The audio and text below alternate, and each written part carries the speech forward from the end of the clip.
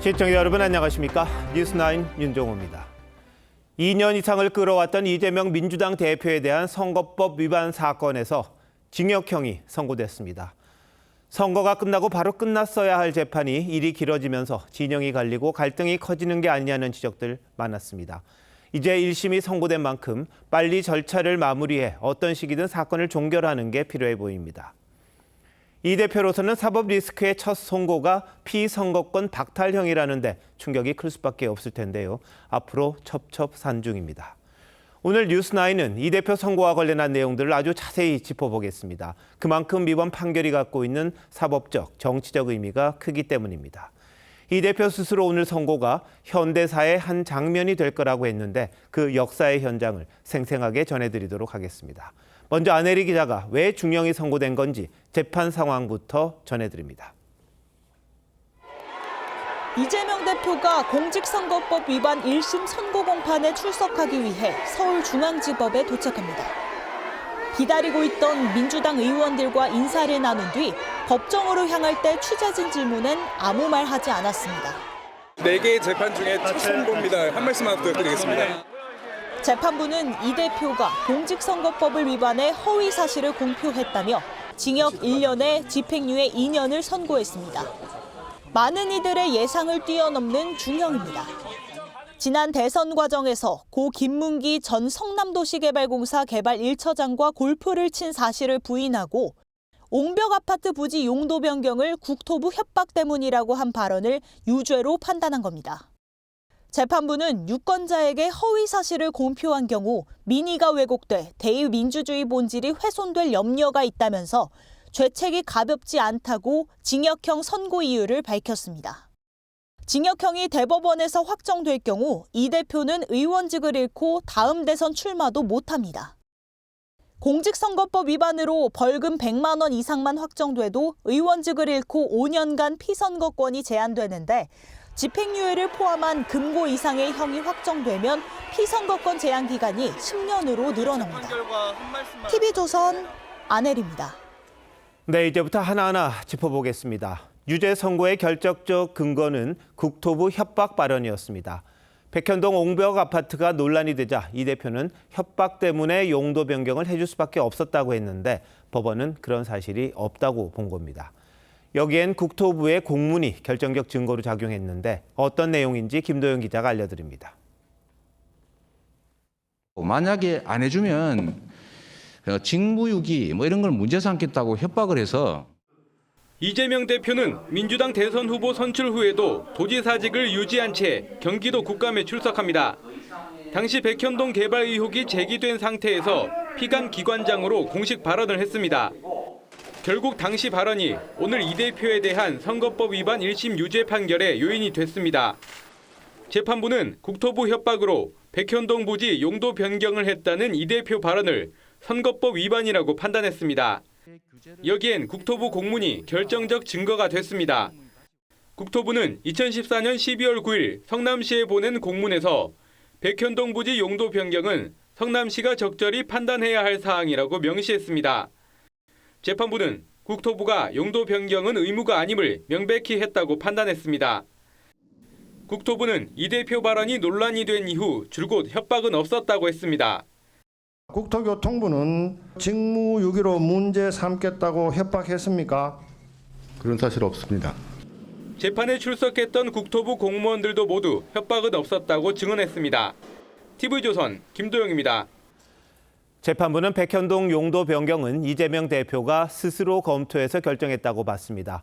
여러 차례 직접 보고를 받았고 그 과정에서 용도 변경이 의무가 아니란 사실도 이미 알았다는 겁니다. 송민성 기자가 좀 더 살펴봤습니다. 아파트 주변을 따라 최대 50m 높이의 거대한 옹벽이 세워져 있습니다. 이재명 대표가 성남시장 시절 건축 계획을 승인해줘 지어진 백현동 아파트입니다. 살벌하죠. 위에 산길 안 다녀요. 위험해 보이죠. 자연 녹지였던 백현동 부지를 준주거지역으로 4단계나 높여준 겁니다. 재판부는 이 대표가 용도 변경 과정에서 여러 차례 보고를 받았다며 용도 변경은 성남시장인 이 대표가 스스로 검토했고 성남시가 자체적으로 판단했다고 했습니다. 이 대표가 주장한 국토부 협박에 따른 조치가 아니란 겁니다. 여기엔 당시 용도 변경 업무를 담당했던 성남시 담당 공무원들의 증언이 결정적이었습니다. 특히 성남시 전 주거환경과장 A씨는 지난해 11월 재판에 출석해 용도 변경은 의무가 아니라는 국토부의 공문을 당시 시장이었던 이 대표에게 직접 대면 보고했다고 증언했습니다. 또 용도 변경을 하지 않으면 국토부가 직무유기를 문제 삼겠다는 얘기를 들은 적도 없다고 법정에서 말했습니다. TV조선 송미선입니다. 2021년 경기도 국정감사 때 당시 지사였던 이 대표가 했던 답변이 오늘 유죄 판결에 강력한 증거가 됐습니다. 백현동 용도 변경에 국토부의 협박이 있었다는 걸 보여주기 위해 여러 장의 패널을 꺼내 들었는데 법원은 이 장면을 고의적인 허위 발언의 근거로 삼았습니다. 이재준 기자입니다. 2021년 국회 국토위의 경기도 국정감사. 더불어민주당 문진석 의원이 백현동 개발에 특혜가 없었다는 취지로 질문합니다. 그러자 이재명 당시 경기도지사가 미리 준비한 패널을 건네받아 설명합니다. 지사님 백현동 사업에 특혜를 줬다고 생각하십니까? 국토부 장관이 도시관리계획 이거 변경 요구하면은 지방자치단체장은 반영해야 된다. 의무조항을 만들어놨습니다. 이 장면이 오늘 이 대표 선거법 유죄 판단의 주요 근거가 됐습니다. 재판부는 2021년 10월경부터 백현동 부지에 대한 의혹 제기가 계속됐고 이에 대한 피고인 측의 대응도 이어졌다며 발언 당시 미리 패널 등을 준비하기도 했다고 했습니다. 공직선거법상 허위사실 공표죄를 가리는 주요 요건 중 하나가 당선 목적의 고의인데 패널까지 준비한 게 고의성의 근거라고 본 겁니다. 국회 증언감정법에 따라 당시 발언은 면책특권 대상이란 이 대표 주장도 받아들여지지 않았습니다. 직무와 관련이 없고 명백히 허위임을 알면서도 적시한 경우까지 면책특권의 대상이 될 수 없다는 대법원 판례가 근거였습니다. 재판부는 또 당시 이 대표의 발언을 국정감사의 목적과는 무관한 당선 목적의 허위사실 공표로 판단했습니다.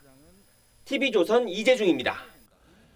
이 대표와 고 김문기 처장은 열흘 넘게 해외 출장을 함께 갔습니다. 당시 사진과 영상 다들 기억하실 텐데요. 이 대표가 한 방송에 나와 골프 치는 사진이 조작됐다고 했었는데 재판부는 의도적인 거짓말이라고 판단했습니다. 자세한 내용은 조윤정 기자가 취재했습니다. 지난 2015년 1월 이재명 당시 성남시장과 유동규 전 본부장, 고 김문기 성남도시개발공사처장이 뉴질랜드 출장에서 찍은 사진입니다. 이 대표 모자에 골프공의 위치를 표시하는 볼마커가 붙어 있습니다. 지난 대선 때 국민의힘 측은 이 사진을 세 사람이 함께 골프를 친 증거로 제시했지만 이 대표는 조작된 사진이라고 주장했습니다. 재판부는 유권자들이 사진과 함께 제기된 의혹이 조작됐다는 의미로 받아들일 수 있다며 공직선거법 위반이라고 판단했습니다. 이 대표가 대장동 의혹을 벗기 위해 김 전 처장과 골프를 친 사실을 감춘 걸로 본 겁니다. 오늘 시장님하고 본부장님하고 골프까지 쳤다? 오늘 너무 재밌었고 좋은 시간이었어. 재판부는 해외 출장 중 셋이서 함께 골프를 친 건 기억에 남을 만하다고도 했습니다. 시장님 공 많이 접을까 봐. 네. 그래서 이제 공도 많이 챙겨오고 카드 다 몰아주고. 또 의혹이 제기된 뒤 사진이 조작됐다는 발언을 하기까지 김 전 처장에 대해 이 대표가 기억할 시간이 충분했다고 지적했습니다. TV조선 조윤정입니다. 이재명 대표의 발언 중 고 김문기 처장을 몰랐다는 부분에 대해선 재판부가 무죄라고 판단했습니다. 모른다는 게 허위 사실인 건 맞지만 처벌할 정도는 아니라는 겁니다. 어떤 뜻인지 윤재민 기자가 설명합니다.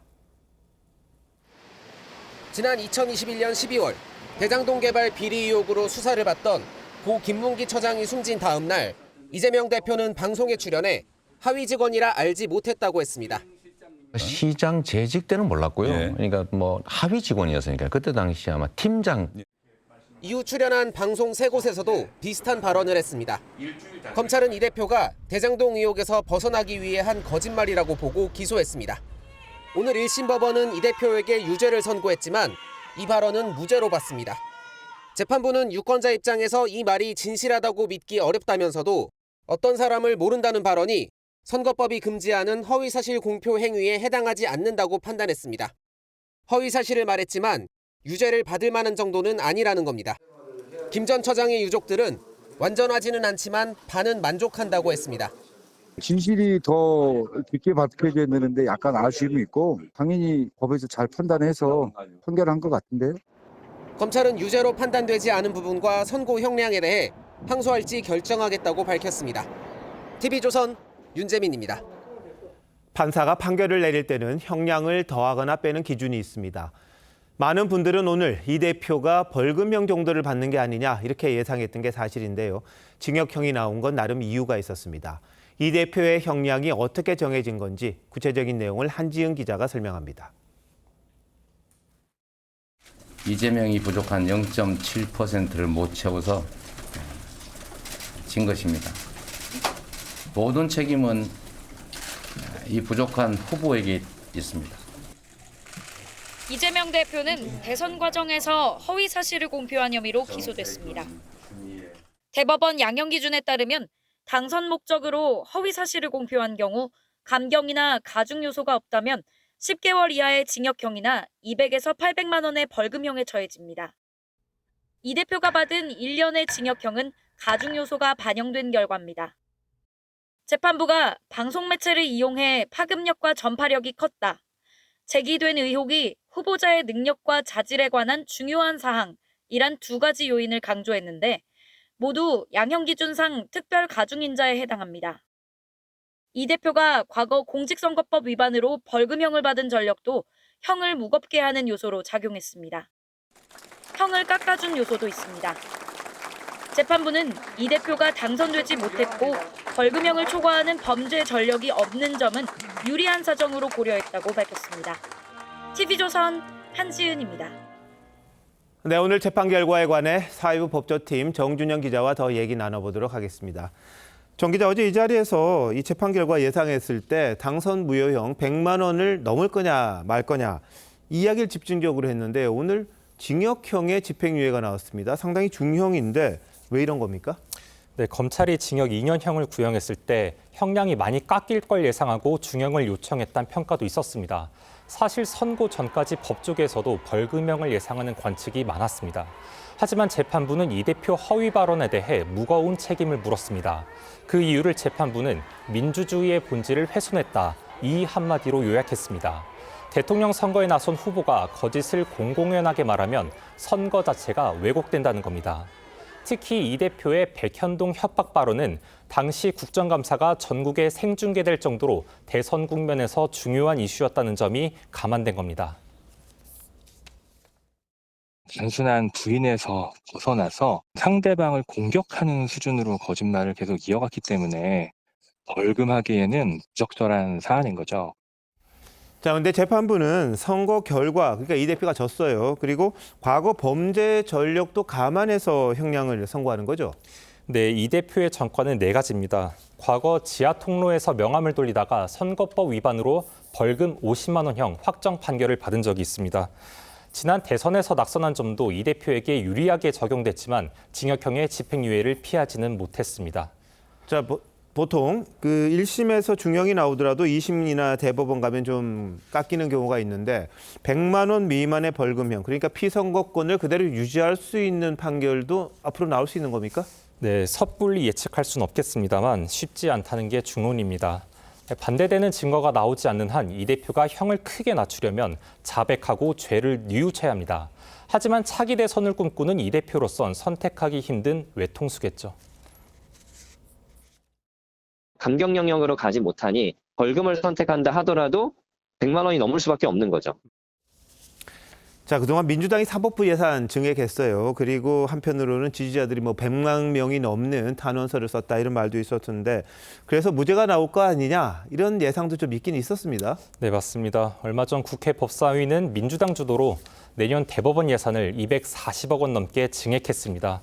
법무부, 검찰 예산을 500억 원 가까이 깎은 것과 대조되면서 1심 선고를 앞두고 사법부를 향한 구애라는 해석이 많았죠. 동시에 이 대표 지지자들은 100만 명 이상이 서명한 무죄 탄원서를 내면서 재판부를 압박하기도 했습니다. 자, 재판장이 한성진 부장판사인데 이분에 대해서도 말들이 많더라고요. 네. 어떻습니까? 네, 맞습니다. 한 부장판사가 진보 성향의 법관 모임인 국제인권법연구회에 가입했던 사실이 알려지면서 이 대표에게 유리한 선고가 나올 거란 분석도 있었습니다.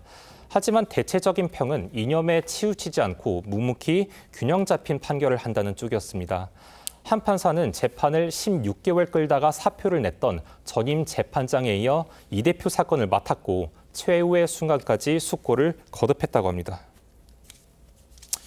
네, 한 판사가 이렇게 예상을 뛰어넘는 중형을 선고하면서 열흘 뒤 위증교사 사건 재판부는 정치적 파장에 따른 부담을 덜었다는 분석도 나오고 있습니다. 네, 자 2심, 3심 아마 갈 것 같은데 최종 결과 한번 지켜보도록 하죠. 정 기자 잘 들었습니다.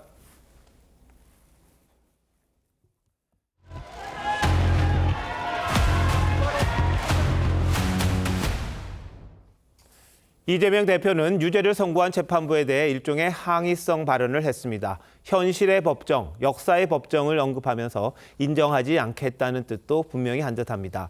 이 대표의 첫 반응은 김창섭 기자가 전합니다. 유죄 선고를 받은 이재명 대표가 담담한 표정으로 법정 밖으로 나옵니다. 바닥에 포토라인을 확인하고 멈춰선 이 대표가 조용히 해달라고 요청합니다. 장례가 정리되자 자신의 심경을 얘기합니다. 오늘의 이 장면도 대한민국 현대사의 한 장면이 될 것입니다. 이 대표는 기본적인 사실 인정부터 도저히 수긍하기 어려운 결론이라며 사법부에 대한 불만을 드러냈습니다. 이어 판결에 불복해 항소할 뜻을 밝혔습니다. 우리 국민 여러분께서도 상식과 정의에 입각해서 판단해 보시면 충분히 결론에 이르실 수 있을 것입니다. 50초 정도 이어진 발언 내내 이 대표의 표정은 거의 변하지 않았습니다. 이 대표는 이어지는 취재진의 질문에는 아무런 답을 하지 않은 채 차를 타고 법원을 빠져나갔습니다. 항소장은 바로 제출하시는 건가요? 법원에 나온 민주당 의원들도 굳은 표정으로 이 대표를 배웅한 뒤 하나둘 자리를 떴습니다. TV조선 김창섭입니다.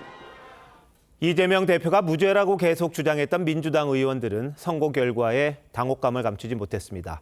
탄식하거나 분노했고 일부는 판결에 불복하려는 듯한 발언도 했습니다. 민주당 분위기는 이태희 기자가 알아봤습니다. 현장에 나오지 말아달란 이재명 대표 당부에도 법원 앞엔 민주당 지도부를 포함해 소속 의원 70여 명이 모였습니다.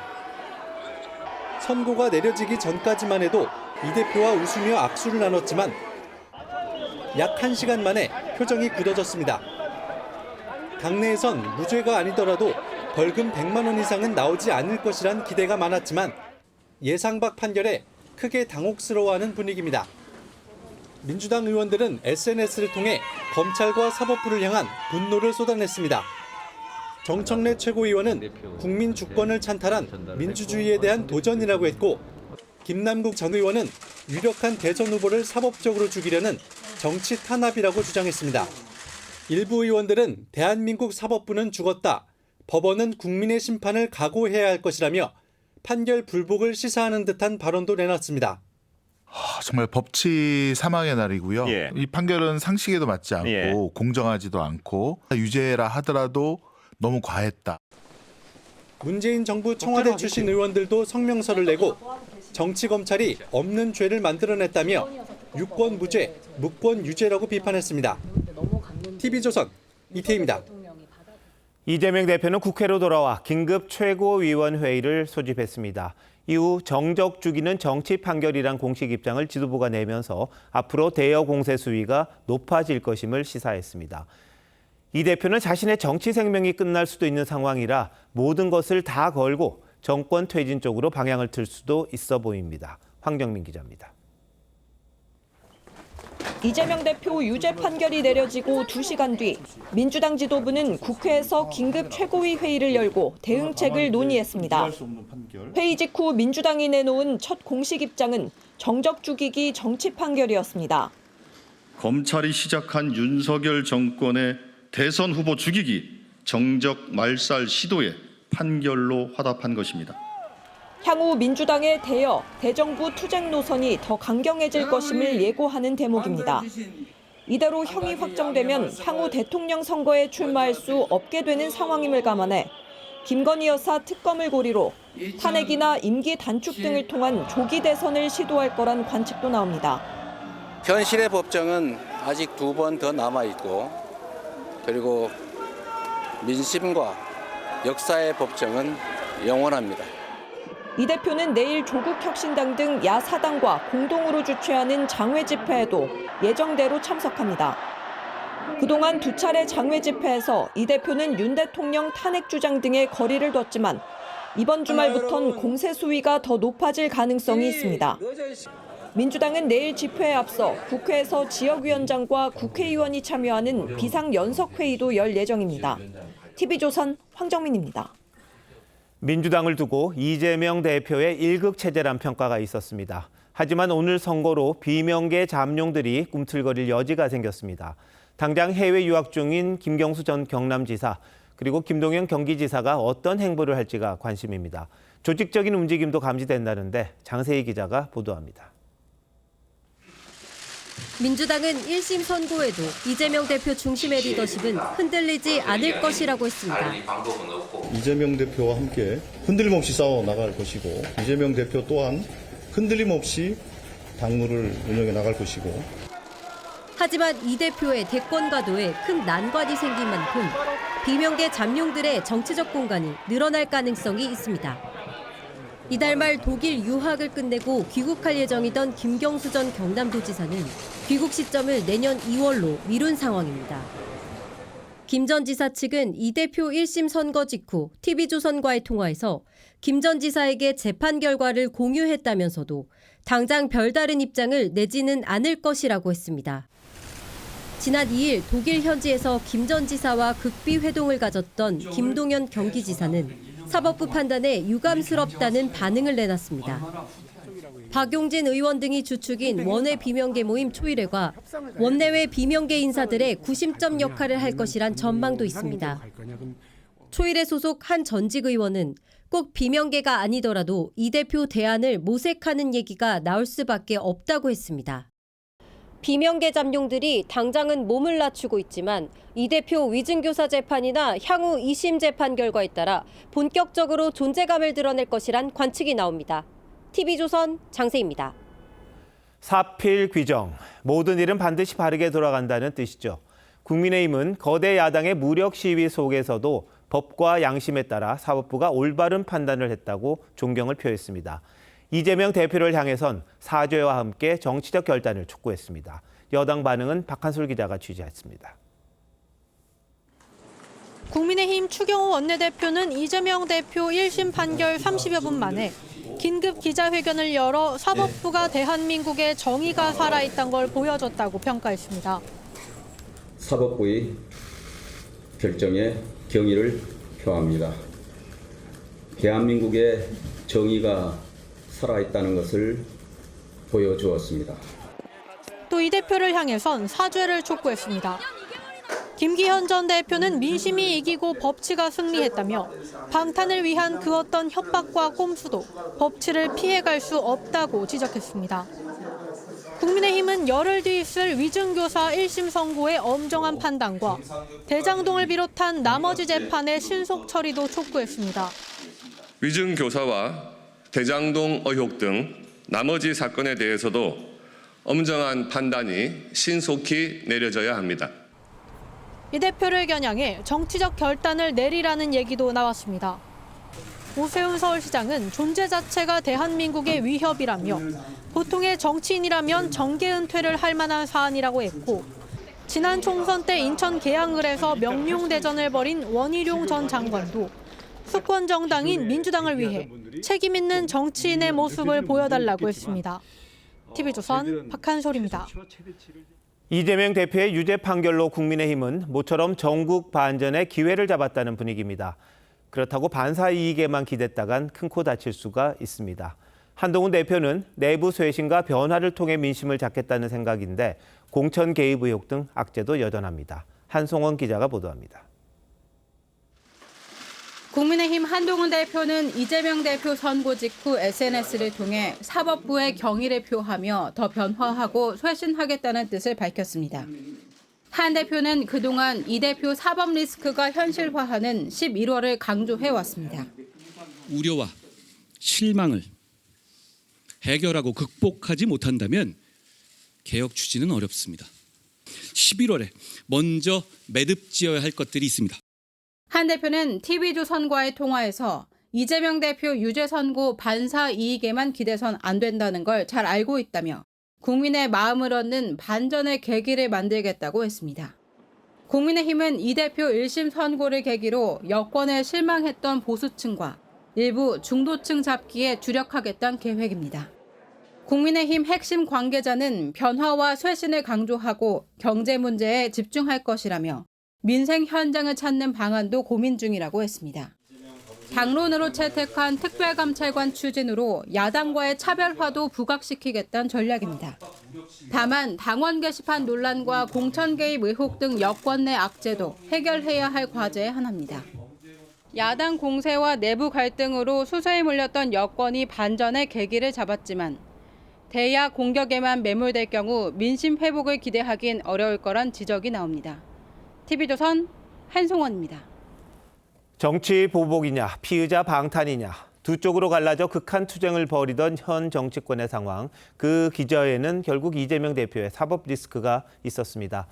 오늘 1심 선고로 정치권 상황 어떻게든 큰 변화를 맞을 수밖에 없을 텐데요. 정치부 권영석 기자와 함께 앞으로의 전국 상황 전망해 보도록 하겠습니다. 자, 권 기자, 이 대표가 법정 나서면서 민심과 역사의 법정 이걸 언급했습니다. 무한하다 이렇게 이야기를 했는데 어떤 의미입니까? 네, 불법 정치자금 수수로 대법원에서 실형이 확정되자 역사와 양심의 법정에서는 무죄라고 했던 한명숙 전 총리의 말이 떠오르시는 분들 많으셨을 겁니다. 재판부의 당선 무효형에 흔들리지 않고 민심, 더 구체적으로 말하면 지지자들에게 기대, 난관을 뚫고 나가겠다는 뜻으로 봐야 할 듯합니다. 극한 투쟁의 종지부가 아닌 더 거센 대여 공세를 예고했다는 시각이 많습니다. 자, 근데 민주당 반응 보면요, 이 사법부 판단 받아들일 수 없다 이런 상황이잖아요. 재판 불복으로 이어질 가능성도 있습니까? 네, 일부 지지자들은 벌써부터 이 대표에게 징역형을 선고한 판사의 실명을 거론하며 탄핵해야 한다는 주장까지 하고 있습니다. 의원들은 사형 선고를 받았던 고 김대중 대통령의 이재명 대표를 빗대며 군사 독재 시절 사법부를 언급하기도 했습니다. 다만 법조계에선 향후 2심, 3심 재판뿐 아니라 위증교사, 대북송금 등 다른 재판을 줄줄이 앞둔 상황에서 사법부 모독으로 비춰질 수 있는 발언을 잇따라 내놓는 건 전략적으로도 도움 안 될 거라는 지적이 나옵니다.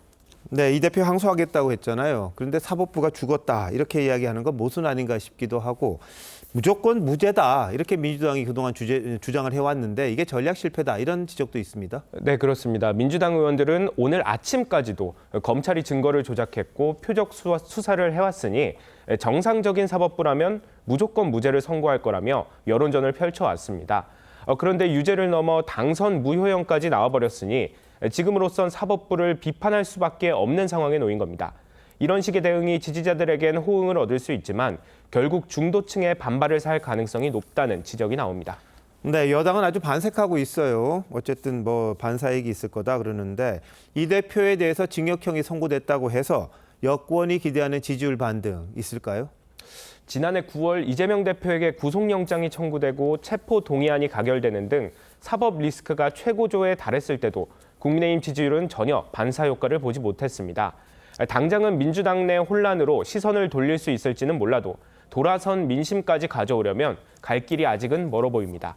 야당에서도 김건희 여사 특검 공세와 공천 개입 의혹 등 여권의 사법 리스크를 부각하려는 시도가 잦아질 공산이 큰데 이 같은 공세를 차단할 수 있는 쇄신책이 나오지 않을 경우 그동안 민주당 공격에 자주 쓰였던 내로남불 프레임이 이제는 역으로 여권에 씌워질 가능성도 없지 않습니다. 네, 아까 한송원 기자가 뭐 한 대표 이야기하면서 반사이익 기대지 않겠다 이런 이야기를 했습니다. 국민의힘도 스스로 살아남아야 할 방법을 찾아야 하는 게 아닌가 이런 지적이 많은 것 같군요. 권 기자 잘 들었습니다.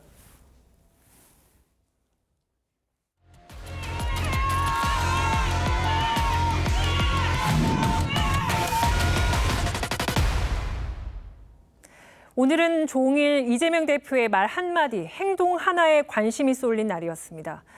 오전에 국회를 나설 때와 오후에 법정에 들어가기 전, 그리고 선고 직후의 이 대표의 표정들을 차순우 기자가 모아봤습니다. 정오 무렵 이재명 대표가 국회 당대표실을 나섭니다. 미소 띤 얼굴에 웃음소리도 섞였습니다. 선거 결과는 어떻게 예상하시나요? 법대로 하겠지요. 유죄도 각오하고 계십니까? 그게 됐습니다. 무죄 판결을 확신하는 듯한 여유가 묻어나옵니다. 2시간 뒤 이 대표가 지지자들의 함성 속에 여유롭게 서초동 서울중앙지법에 들어섭니다.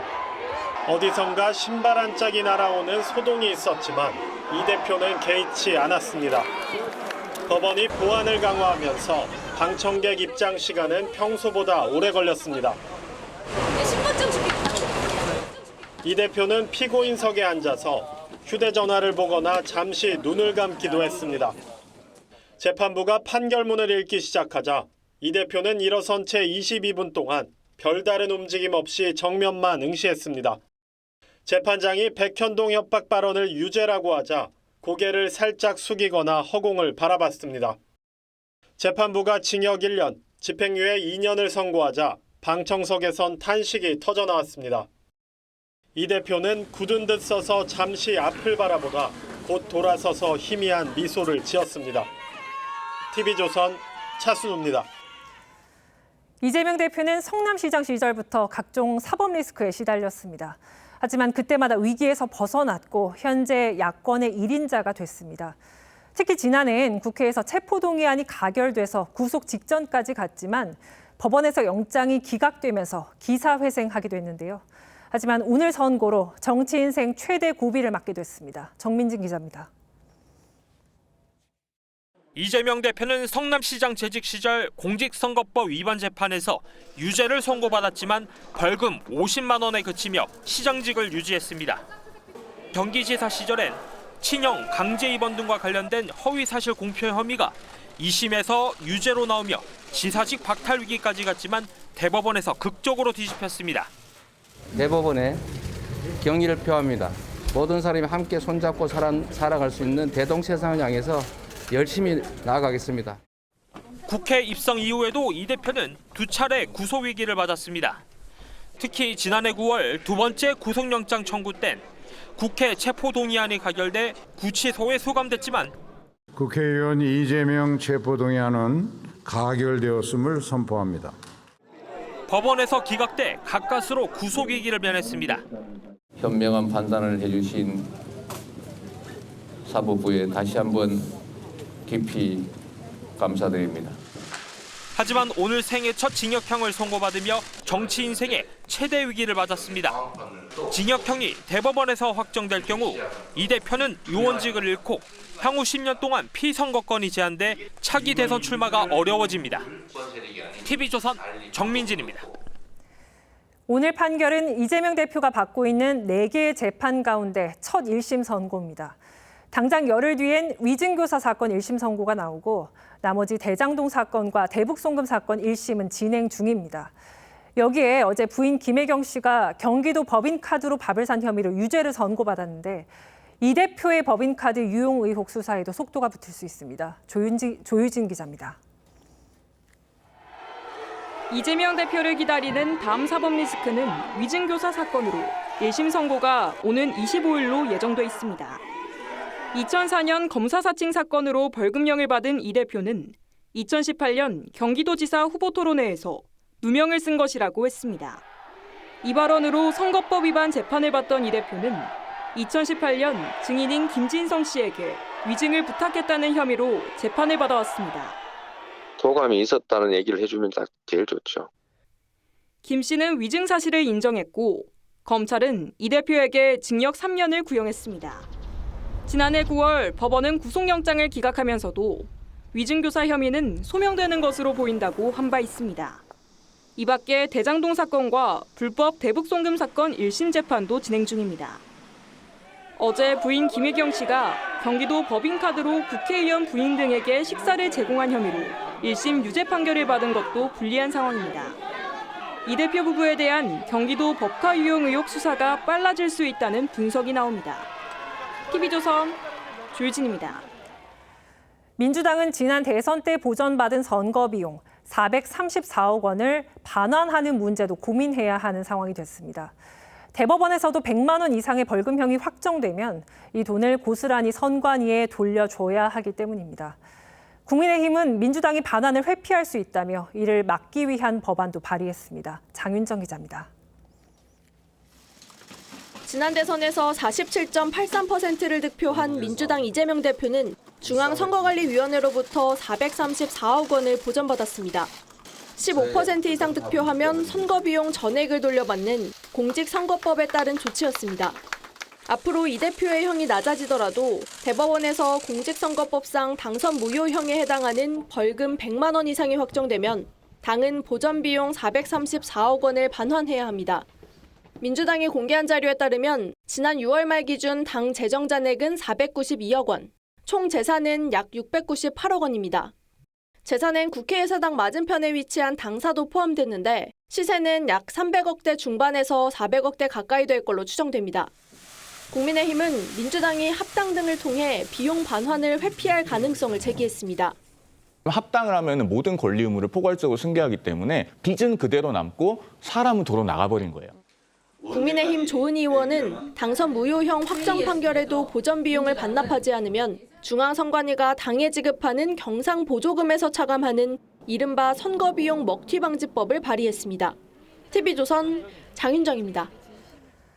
이번 판결은 이 대표가 공직선거법 위반 혐의로 기소된 지 799일, 즉 2년 2개월 만에 나왔습니다.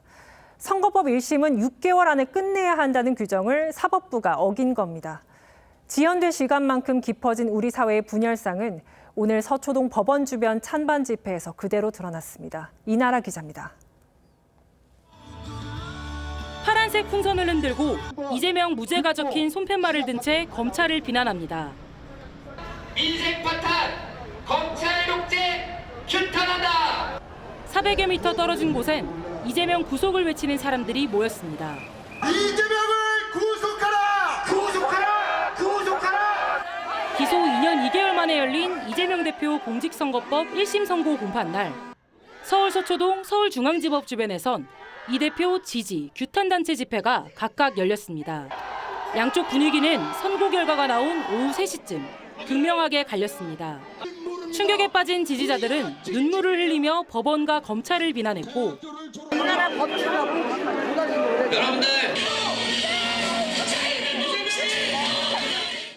한 여성은 혼절해 병원에 실려갔습니다. 같은 시각 반대쪽에선 박수와 함성이 터져나왔고 일부는 춤을 추고 만세를 부르기도 했습니다. 체한 거 싹 내려가는 기분이고 기분 너무너무 좋아요. 경찰은 2,500명을 투입했고 우려했던 큰 충돌은 없었습니다. TV조선 이나라입니다. 이재명 대표가 선거법 위반 혐의로 재판을 받은 건 이번이 처음은 아닙니다. 2018년 경기지사 선거 때의 발언으로 2심에서 유죄를 받았는데 이후 대법원이 즉흥적 발언이라면서 무죄를 선고했었습니다. 그런데 이번 선거법 위반 재판에선 적극적으로 허위 사실을 말했다는 점이 인정됐습니다. 김혜나 기자입니다. 이재명 대표는 2018년 경기도지사 후보 토론회에서 친형 강제 입원을 시킨 적 없다는 발언으로 재판에 넘겨졌습니다. 제가 어머니한테 설득을 해서 이게 정치적으로 너무 시끄러우니 하지 말자, 못하게 막아서 결국은 안 됐다라는 말씀을 또 드립니다. 당시 2심 재판부가 벌금 300만 원을 선고하면서 이 대표는 경기지사직을 잃고 대선 출마도 막힐 위기였습니다. 하지만 대법원은 어떤 사실을 널리 알리기 위한 공표 행위로 볼 수 없다며 7대5로 무죄를 선고했습니다. 즉흥적 공방이 오가는 TV토론의 특성을 감안해야 한다는 취지였습니다. 인권의 최후 보루로서의 역할을 해주신 대법원에 경의를 표합니다. 이 대표 측은 이번에도 방송 인터뷰, 국정감사장에서 이뤄진 발언에 대해 같은 논리를 적용해야 한다고 주장했습니다. 하지만 재판부는 즉흥적 발언이 아니라 고의성과 적극성이 있었다고 인정했습니다. 앞으로 2심과 대법원 판결에서도 적극성 여부가 중요한 판단 근거가 될 전망입니다. TV조선 김예나입니다. 이재명 대표의 1심 재판 결과가 징역형 집행유예로 나오면서 2심과 3심 결과가 언제 어떻게 나올지 관심이 쏠릴 수밖에 없습니다. 이 문제 김주영 기자와 함께 따져보겠습니다. 김 기자, 이 대표의 최종 판결은 언제 나올 걸로 예상합니까? 네, 이재명 대표는 오늘 재판장에서 나오면서 바로 항소하겠다고 했는데요. 항소심을 거쳐 대법원까지 가야 최종 결론이 나올 것으로 보입니다. 공직선거법에는 선거법 위반 재판 기간이 정해져 있는데요. 1심은 6개월, 2심과 3심은 각각 3개월 안에 판결을 내도록 이른바 633 원칙이 정해져 있습니다. 이 원칙대로면 이 대표의 선거법 위반 사건은 이론적으로는 앞으로 6개월, 그러니까 내년 5월까지 대법원 최종 판결이 나야 합니다. 그런데 이 재판 기간이 이미 잘 안 지켜지고 있지 않나요? 네, 이 대표의 선거법 위반 재판은 22년 9월에 시작됐는데요. 799일 만에, 그러니까 법으로 정해진 기간에 4배가 걸려 1심 판결이 나왔습니다. 실제 가장 최근 선거법 위반 사건 처리 기간 통계를 보면 1심은 평균 288일, 2심은 243일이 넘게 걸리는 등 법정 기한을 제대로 지키지 못하고 있습니다. 네, 이 대표뿐 아니라 다른 현역 의원들의 선거법 위반 재판을 봐도 판결까지 오래 걸리는 경우가 많았죠? 네, 황운하 의원은 1심 선고까지 3년 10개월이 걸렸습니다.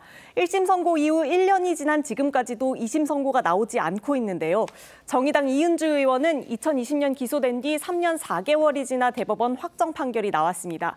판사들이 공판기일 지정은 재판장 권한이라는 판례에 따라 재판 기간 명시를 강행 규정이 아닌 훈시 규정으로 무시해왔기 때문인데요. 법원 행정처는 지난 9월 22대 총선 선거사범 공소시효 만료를 앞두고 선거법 강행 규정을 지켜달라는 권고문을 보냈습니다. 네, 조희대 대법원장도 633 원칙을 계속 강조하고 있고요. 이번 이 대표의 1심 결과가 확정된다면 대권 판도는 물론 정치권 전체가 요동칠 수도 있는 건데 원칙대로 결과가 제때 나올 수 있을까요? 네, 다음 대통령 선거가 2년 4개월이 남았는데요. 대선 레이스가 통상 선거 1년 전에는 시작되는 걸 감안하면 대법원 판결이 언제, 어떻게 나오느냐에 따라 이 대표의 대권 도전이 결정될 것으로 보입니다.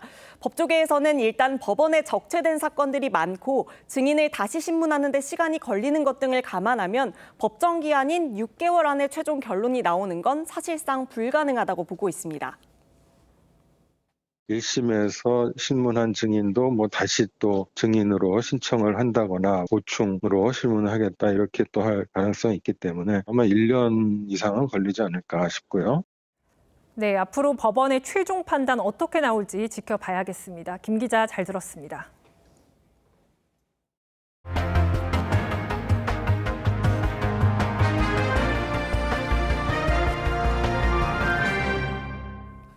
공천 개입 의혹 핵심 인물인 명태균 씨와 김영선 전 의원이 구속됐습니다. 검찰 수사가 탄력을 받을 것으로 보이는데요. 2022년 지방선거와 재보궐선거 당시 여당의 공천 과정 전반을 들여다볼 계획입니다. 파장이 커질 수도 있을 것 같습니다. 신유만 기자가 취재했습니다. 호송 차량이 창원지검 청사 안으로 들어옵니다. 검찰은 증거인멸의 우려 등으로 오늘 새벽 구속된 명태균 씨와 김영선 전 의원을 12시간 만에 소환 조사했습니다. 두 사람은 혐의를 부인하지만 검찰은 공천을 미끼로 거액을 받은 것으로 보고 있습니다. 선거 기간에 대납했던 돈을 반환받은 것으로 지금 진술하고 있고 그게 또 사실이라고 합니다. 검찰은 2022년 재보궐선거와 지방선거 당시 국민의힘 공천 과정 전반과 여론조사 조작 의혹도 들여다볼 계획입니다. 검찰은 어제 명 씨에 대한 영장심사 때 이준석 당시 국민의힘 대표 등과 주고받은 메시지를 여러 개 제시한 것으로 알려졌습니다. 또 미래한국연구소가 의뢰했던 이 의원 관련 여론조사 자료를 파워포인트로 띄우기도 했습니다. 여러 건이 진행 중인 검찰 수사도 창원지검으로 집중됩니다. 서울중앙지검은 시민단체가 공천 개입 등 의혹으로 이준석 의원, 윤상현 당시 공천관리위원장 등을 고발한 사건을 창원지검에 넘겼습니다. 검찰은 주말에도 명 씨와 김 전 의원을 불러 조사를 이어나갈 것으로 보입니다. 두 사람은 이르면 다음 주 초 법원에 구속의 정당성을 따지는 구속 적부심을 청구할 계획입니다. TV조선 신유만입니다. 이런 상황에서 당시 국민의힘 대표였던 개혁신당 이준석 의원이 윤석열 대통령의 2022년 지방선거 공천 개입 의혹을 제기했습니다. 당시 포항시장과 서울 강서구청장 공천 과정에 개입했고 김건희 여사와 만나 공천 관련 얘기를 했다고도 주장했는데 친윤계는 괴담일 뿐이라고 합니다. 조성호 기자의 보도입니다. 이준석 의원이 재작년 지방선거 당시 윤석열 대통령의 공천 개입을 주장한 사례 중 하나는 포항시장 공천 문제입니다. 국민의힘 경북도당위원장이 김건희 여사의 의중이라며 현역 포항시장을 공천 배제하자 윤 대통령과 직접 공천 관련 통화를 했다는 겁니다. 이 의원은 윤 대통령이 공천의 당협위원장 의견을 들어봐야 하지 않냐고 묻자 잘못됐으니 바로잡아야 한다는 취지로 답했다며 이 과정에서 윤 대통령이 역정을 냈다고도 했습니다. 역정을 내면서 얘기하는 상황은 저는 굉장히 이례적이고 또 공천 문제와 관련해 김 여사를 찾아가 대화를 나눴다는 말도 했습니다. 영부인과 구체적으로 나눈 사담을 공개하는 건 적절하지 않고 결과로 다 유추해 볼 수 있을 거라 생각합니다. 공천 배제됐던 포항시장은 재경선 기회를 얻었고 당선됐습니다. 강서구청장의 경우 윤 대통령이 검찰 수사관으로 인연을 맺은 김태우 씨 공천을 원했다는 게 이 의원의 주장입니다. 이 의원이 강서구 당협위원장들이 반대한다고 난색을 표하자 이러면 민주당 돕는 일 아니냐며 충돌했다는 겁니다.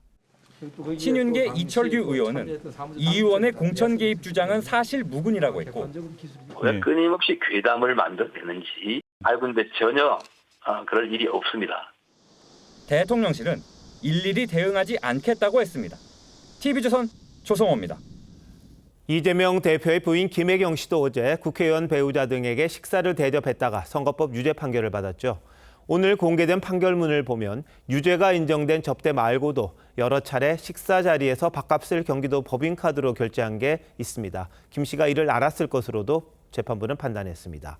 이게 앞으로 어떤 식으로 번질지 곽승환 기자가 취재했습니다.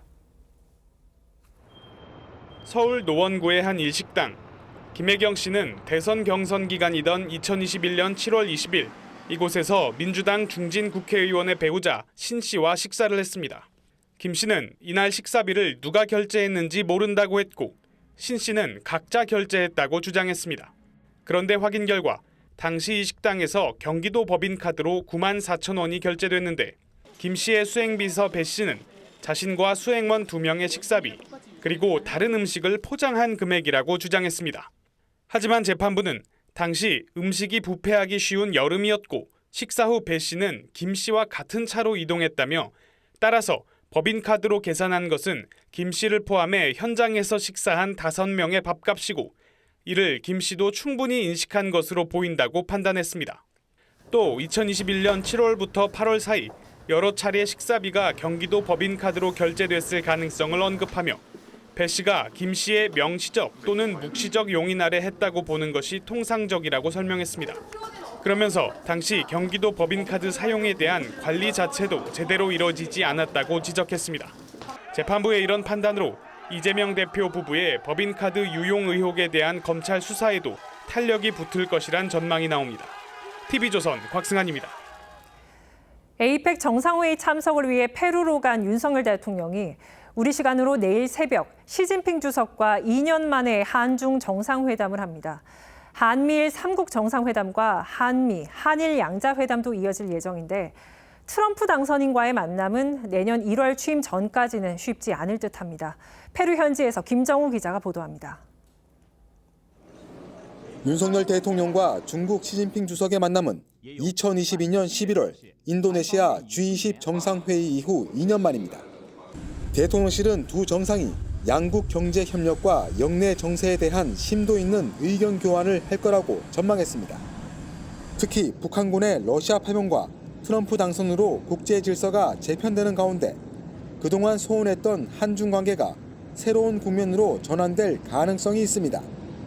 한미일 3국 정상회의도 곧이어 개최되는데 3국 협력을 정례화하기 위한 사무국 설치가 발표될 전망입니다. 캠프 데이비드 정상회의 이후 그간 이루어진 한미일 협력의 성과를 점검하고 이를 이어나가기 위한 구체적인 방안들을 퇴임을 앞둔 바이든 대통령과의 별도 양자 회담과 일본 이시바 총리와의 두 번째 정상회담도 추진 중입니다. 다만 트럼프 당선인과의 회동은 올해 안으로 성사가 어려울 걸로 전해졌습니다. 대통령실은 한국을 비롯한 우방국들이 회동 가능성을 타진했지만 내년 1월 취임식까진 어렵지 않겠냐는 반응이라고 전했습니다.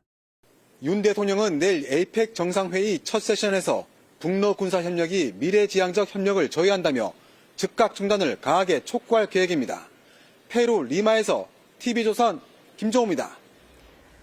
북한이 신형 자폭 드론을 공개했습니다. 김정은이 드론 시험장을 찾아 대량 생산을 지시했는데요. 만약 러시아에 파병된 북한군이 이 드론을 사용한다면 북한으로선 드론전 실전 경험을 쌓게 되는 겁니다. 차정승 기자입니다. 북한 김정은이 전략무기 개발을 총괄하는 리병철과 자폭 드론을 살펴봅니다. 김정은이 지켜보는 가운데 실시된 성능 시험에서 드론 공격을 받은 탱크가 폭발해 화염에 휩싸였습니다. 김정은은 지난 8월에도 시험장을 찾아 자폭 드론을 더 많이 생산하라고 재촉했는데 석 달 만에 또 현장을 찾아 생산을 강조했습니다. 하루빨리 계열 생산 체계를 구축하고 본격적인 대량 생산에 들어갈 때 대하여 강조하셨습니다. 북한은 다양한 형태의 자폭 드론을 공개해왔는데 가오리 날개형과 X자 날개형은 각각 이스라엘과 러시아제를 본뜬 걸로 추정됩니다. 특히 이번엔 둥근 모양의 신형 자폭 드론도 선보였는데 전력 노출을 우려한 듯 모두 모자이크 처리했습니다. 군 당국은 북한이 러시아로부터 드론을 선물받아 성능 개량을 했을 가능성도 배제하지 않고 있습니다. 대량 생산하는 시스템을 갖추게 된다면 러시아 지역으로 가서 일종의 성능 검증을 받는 게 되죠. 다시 한 번 들어왔을 때는 우리에게 굉장한 위협이 될 수 있는 것으로. 군은 북한 자폭 드론에 맞서 우리도 연내에 자폭 드론 200대를 도입하고 드론 방어를 위한 레이저 대공 무기도 배치한다는 계획입니다. TV조선 차정승입니다. 차기 트럼프 행정부가 전기차 보조금을 완전히 없애는 방안을 계획 중인 것으로 전해졌습니다. 보조금을 믿고 미국에 투자한 우리 자동차와 배터리 업계엔 날벼락 같은 소식입니다. 우리 정부는 아직 확정된 사안이 아니라며 미국과 협의해 나가겠다고 했습니다. 유혜림 기자입니다. 대선 기간 바이든 행정부의 인플레이션 감축법을 비판하며 전기차 의무화를 끝내겠다고 수차례 공언한 트럼프 당선인. And on day one of the Trump administration, I will terminate Kamala's insane electric vehicle mandate and we will end the Green New Scam once and for all. 백악관에 입성하기도 전에 실행에 나섰습니다.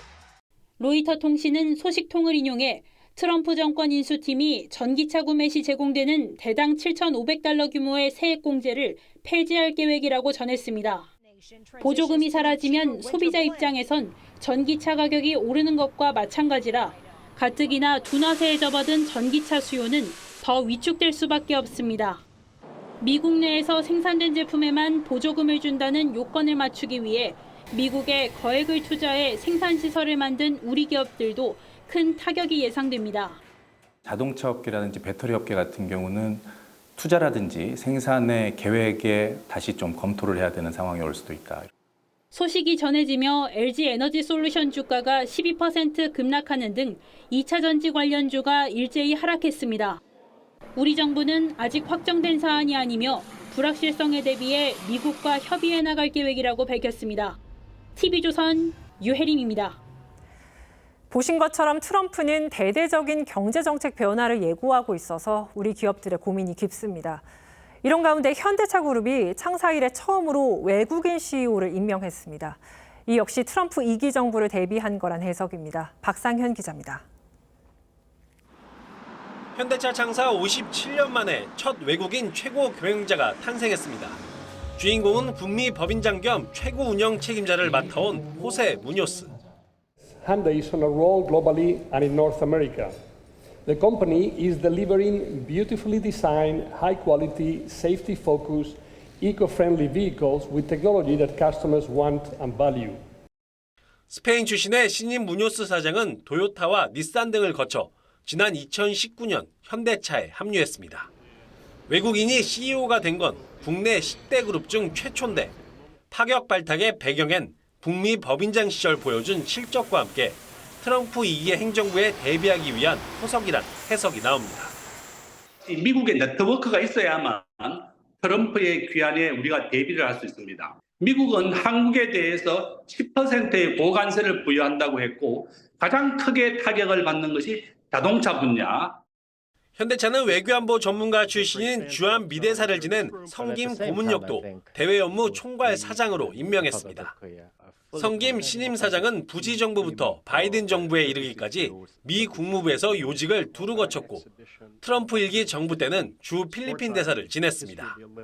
관세와 보조금 철폐를 예고한 트럼프의 기환에 맞춰 기업들의 본격적인 대미라인 구축이 시작됐습니다. TV조선 박상현입니다.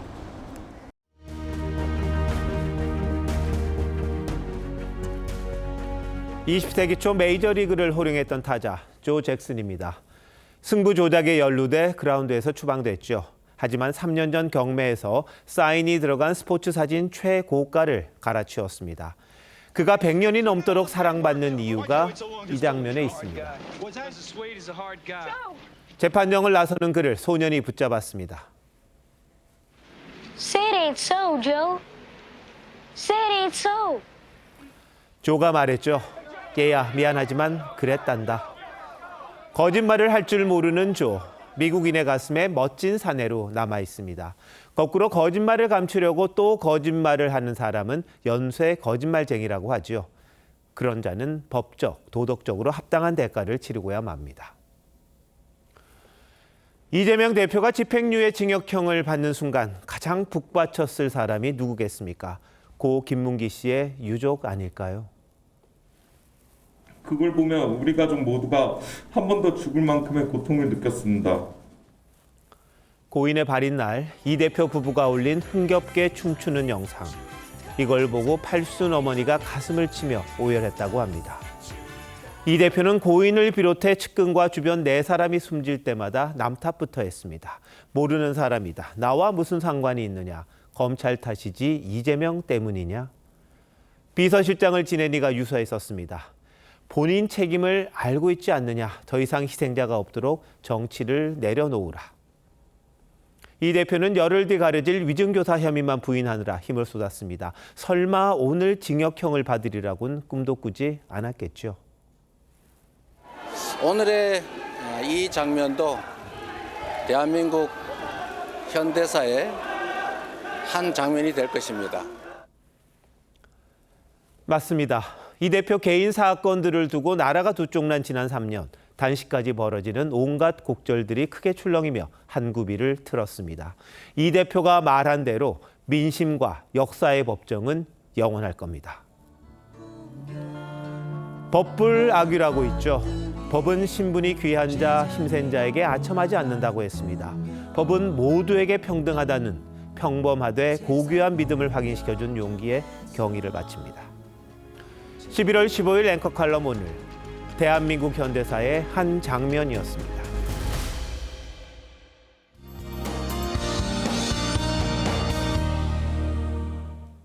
11월 중순답지 않게 포근한 날씨가 이어지고 있습니다. 주말인 내일도 대부분 지역의 낮 기온이 20도 안팎까지 오르겠고요. 여전히 파란 하늘 보기에는 어렵겠습니다.